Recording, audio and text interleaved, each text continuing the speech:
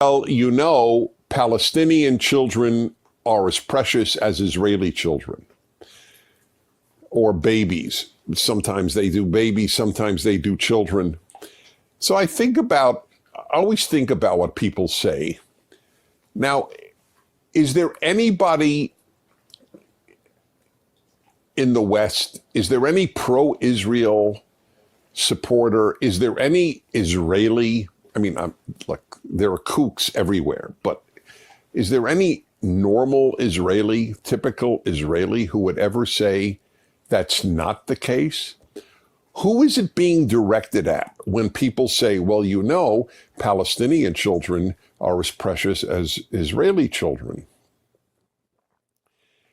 This is a very important subject to address because it seems to be making an important point, but in fact, it's either making an obvious point that nobody really needs to hear, since there is no movement in Israel to deny that Palestinian children are precious. It doesn't exist. Do you know, for example, and I cited in my column, how many Arab children, Palestinian children from the West Bank and from Gaza are treated in Israeli hospitals?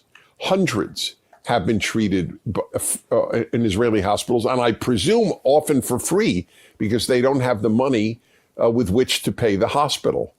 This is normative. No Israeli blinks about this. Of course, we're going to treat Palestinian kids in our hospitals. Kid has cancer, you bring him to this ward, and that's expensive treatment. But it doesn't even occur to an Israeli to think, well, that's a Palestinian kid. We're not going to treat that kid with cancer. It doesn't occur in Israel. It is a given that all children are precious in Israel. So the people who make that point are almost always anti-Israel or pro-Palestinian, which basically is the same thing. And they're making it as if Israelis and their supporters need to hear that. Oh, gee, we didn't know that. Thank you for telling us that Palestinian children are as precious as Israeli children, as if we didn't know. That's why they're treated in Israelis' hospitals. That's why Israel, probably unique, I don't know, in modern, maybe in all of history. Do you know that when Israel has attacked Gaza after being attacked, they only attack after being attacked. They have actually let Palestinians, Gazans know where they will attack so that they can evacuate that building. And that kills the element of surprise for Israel. But they drop leaflets. They actually text Gazans on their phones, please evacuate your building. We are going to attack it.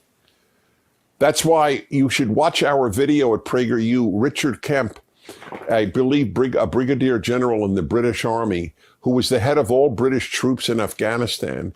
He gives this presentation at PragerU that Israel is the most moral army in the world. And this is a member of the British Army, a high-ranking member.